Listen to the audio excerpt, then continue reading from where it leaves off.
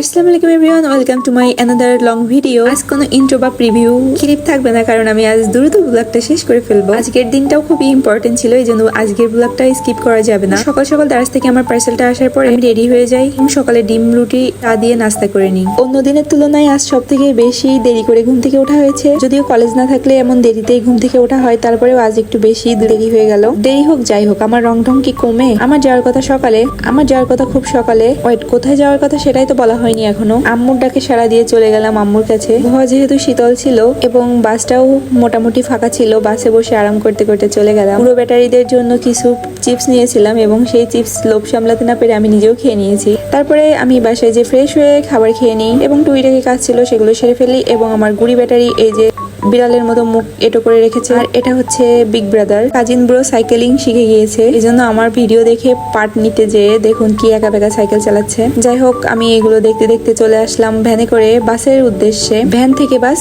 বাস থেকে রিক্সা, এই তো জীবন। বড় বড় উঁচু দালান দেখতে দেখতে গেলাম আর ভাবলাম যে কবে আমারও একটা এমন দালান হবে। আগে আমার যা কাঠ কুঠারি আছে তাই আগে ডেকোরেশন করে নিই, তারপরে নাই দালান বানাবো। দারাজ থেকে অর্ডার দিয়েছিলাম এই কি জানি না মেয়েটা, আপনারা কমেন্টে বলে দিন। আমি ভাবতে পারিনি এত সুন্দর একটা লুক আসবে আমার পড়ার টেবিলে। আসলে আমি একটু অ্যাস্থেটিক ভেবানোর জন্য আমার পড়ার টেবিল একটু ডেকোরেশন করছি। আপনাদের কাছে যদি কোনো আইডিয়া থেকে থাকে অবশ্যই আমার কমেন্ট বক্সে জানাবেন। কাল সকালে আমার এক্সাম, আর আজ আমি আপনাদের সাথে কথা বলছি। Good night, bye bye. দেখা হবে নতুন আর একটা ভিডিওতে। আল্লাহ হাফেজ, বাই।